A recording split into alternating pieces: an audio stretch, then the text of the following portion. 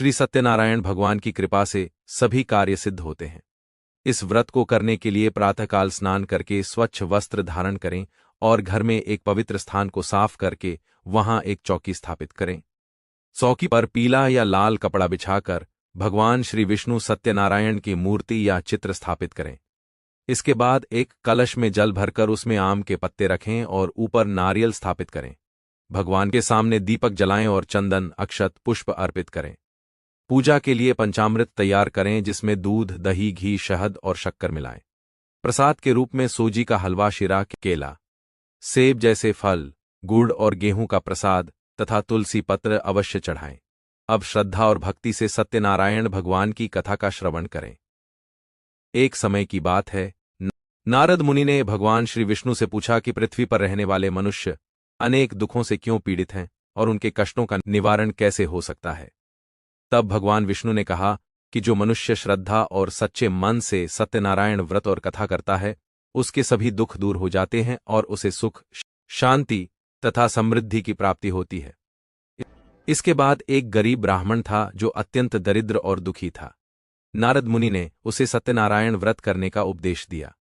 ब्राह्मण ने विधिपूर्वक व्रत और पूजा की, जिससे उसके जीवन में परिवर्तन आया और उसे धन, सुख और सम्मान प्राप्त हुआ।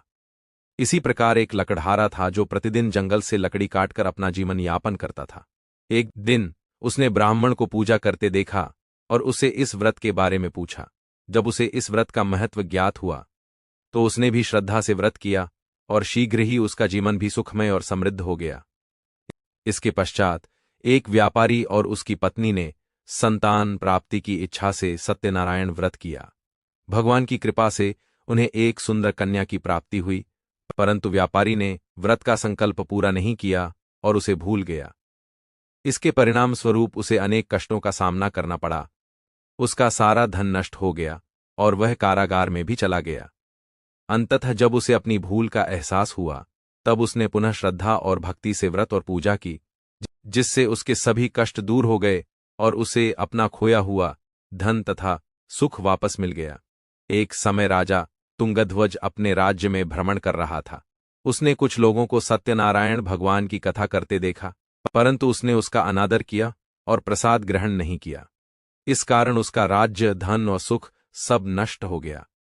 बाद में जब उसे अपनी गलती का ज्ञान हुआ, तब उसने विधिपूर्वक सत्यनारायण व्रत किया और भगवान की कृपा से उसे अपना राज्य और सुख पुनः प्राप्त हुआ।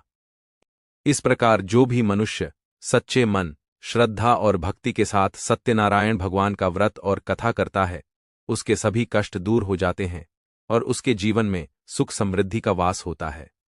अंत में भगवान श्री सत्यनारायण की आरती की जाती है। जय लक्ष्मी रमणा। ओम जय लक्ष्मी रमणा। स्वामी जय लक्ष्मी रमणा। सत्यनारायण स्वामी जन पातक हरणा।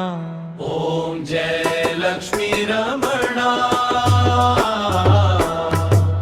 रत्न जड़त सिंहासन अद्भुत छवि राजे।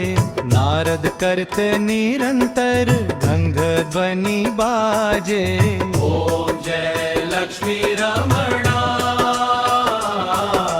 प्रकट भये कलिकारण बिज को दर्श दियो। बूढ़ो ब्राह्मण बनकर कंचन महल कियो। ओम जय लक्ष्मी रमणा। दुर्बल भील कठारा दिन पर कृपा करी।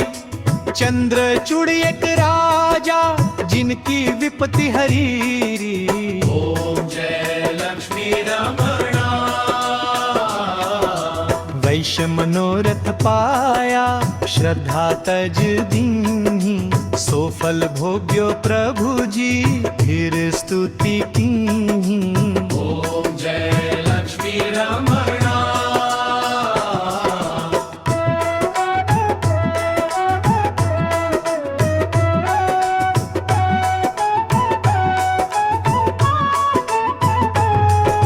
भाव भक्ति के कारण खिन खिन रूप धरो। श्रद्धा धारण की इनका काज करो।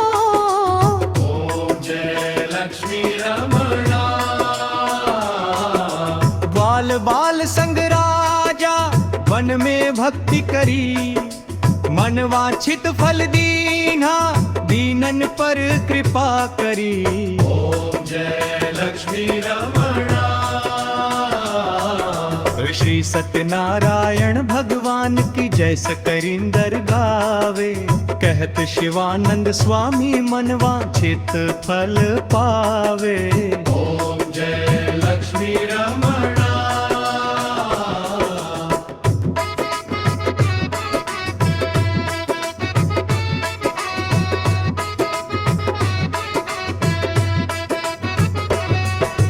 श्री सत्यनारायण भगवान की जय जय जय जय जय सती नर गावे। ओम जय